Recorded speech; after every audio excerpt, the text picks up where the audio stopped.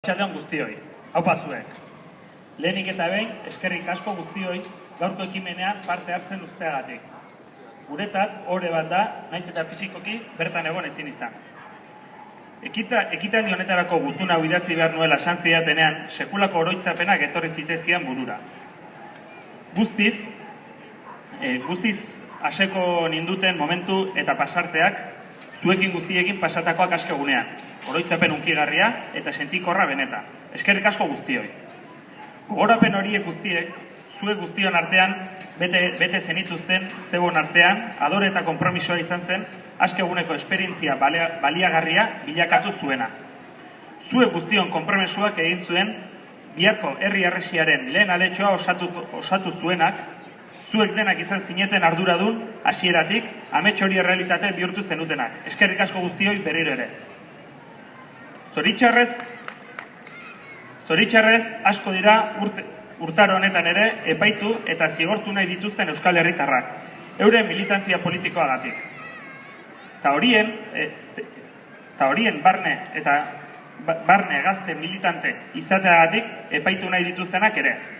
Militante kideak, Euskal Herriko anai-arrebak, gazte militantzia politikoa zigortzeko beste eraso baten aurrean gaude.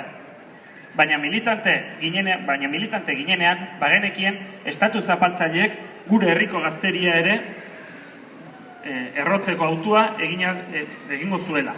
Eta hala ere, ehunka eta ehunka gaztek erabaki genuen gure eskubidea izan da gazte militantzian tinko mantentzea.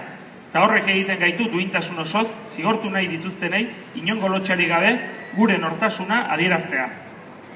Ez dugulako ezer ere ez ezkutatzeko, eta biharko Euskal Herri libre eta askean sinesten dugulako.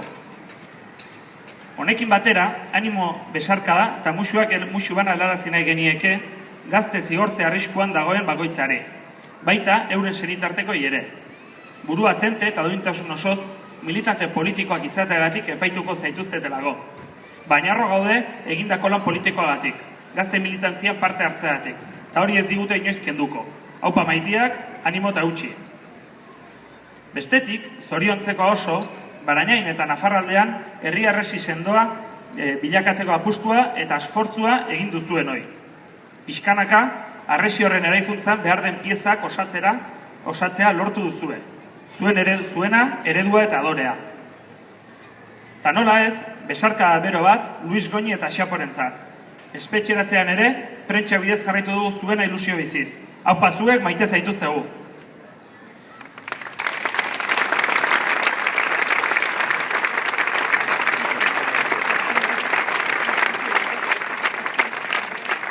Beste alde batetik, eskerrak auzipetuak izan diren eta izaten ari direnen senitartekoei. Eskerrak ere epaitu nahi dituzten lagun, kuadrilla, ezagun guztiei. Eskerrik asko epaiketa hauek guztiak gelditzeko aportazio ezberdinak egiten ari zareten guztiei. Eta nola ez, eskerrik asko militanteei, egunerokoan proiektu hau osatzeko lanean zaudetenei. Eta bereziki, gazte militantei, harro gaude zuetaz. Zuek guztiengatik osatzen ari da biharko egunean geldi ezina izango den Euskal Herri harresia. Esperientzia ezberdinetatik ikasten ari gara. Besteak beste, 2007ko Bilboko Esperantzako frontoikoa, Gasteizko ekimenea, Oarsoko gazte zigortuen aldeko ekimena, Barainaingoa, animo la hostia. Gertu gaude epaiketa eta zigor politiko hauek guztiak gelditzea posible egin behar dugu. Eta oso ondo goaz. Gure inguruetako bazter guztiak nahastu eta ingurukoak animatu eta gurekin batera elkartasunetik konpromisora salto bat emanez. Jarrera desobedienteak erakutsi eta herritik sortzen ari den uholde hau betirako hautsiezina izango da. Harresi bat osatzera joateko aukera bikaina daukagu. Sinisten dugulako eta zuengatik errealitate bilakatu daitekelako onenak zarete. Zuengatik, zuei eskerrik asko bihotzez. Ez ahaztu, eredua zuena dela eta gure herria. Guk bai maite zaituztegula. Gora Euskal Gazteria! Gora herri harresia! Oier Lorente, Dueñaseko espetxetik.